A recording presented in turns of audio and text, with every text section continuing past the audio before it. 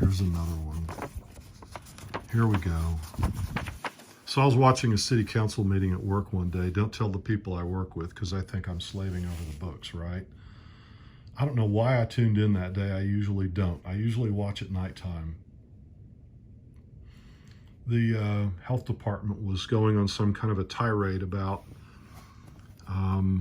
hassling the food trucks. And man, I got to tell you, I'm an adventurer. At the same time, I don't appreciate when I get sick at an establishment, if that makes any sense. So even if I go to a food truck, if I'm going to get sick, I'm not going back. But I'll risk it gladly. Here's the copy of this letter. So here's a guy riding a three-wheeler, and he's got a 5-gallon bucket in there, right there. And you know what's in there is a tamale type thing wrapped in a banana leaf.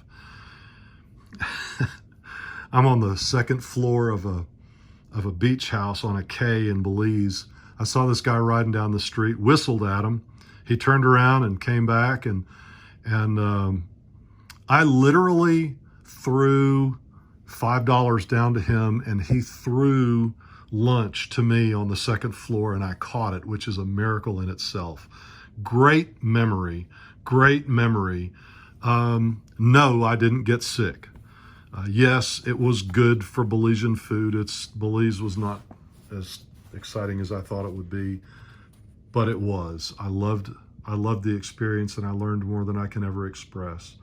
So here's my letter to City Council. This was actually mailed to City Council after I was infuriated by hearing our health codes guy talk about further regulating food trucks. One does not visit Belize hoping for Paris, France. Likewise, one does not expect caviar and champagne from a food truck. Twice, once in 2 different cities, I was served out of a 5-gallon bucket carried on either a bicycle or a tricycle and did not get sick. Locals eat this food. If they get sick, the vendor goes out of business. Serious when one lives hand to mouth, so to speak. We travel to experience culture, largely because culture has been stifled in our civilized society. In another city in Belize, lots of raw wood in the kitchen, dim lights. It was dark outside. 5 languages were being spoken within earshot, maybe 6. This is a world-class environment for an explorer. Here, the greatest danger was Guatemalan militia, heavily armed, coming across the border at nighttime and heisting the restaurant and its patrons. We were warned.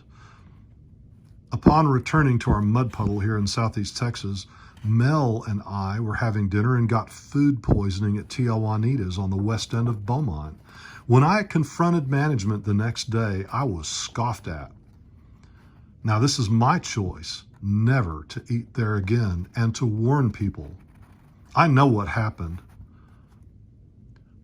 I watched the health director at City Council yesterday. His proposals were spurious, draconian, and the type of regulation that will sink a battleship which has survived 2 world wars and is resting in the mud. We are that capable with our ridiculous, spurious, draconian regulations that we could sink a battleship that's sitting in the mud and survive 2 world wars.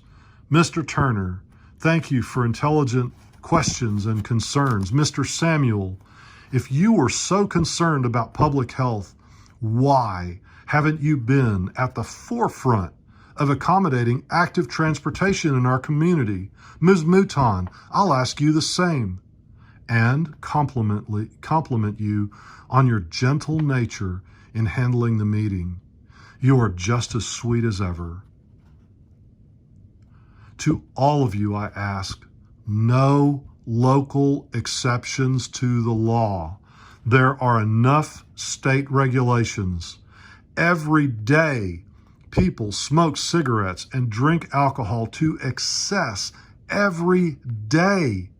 Love those people. You can't protect them from themselves.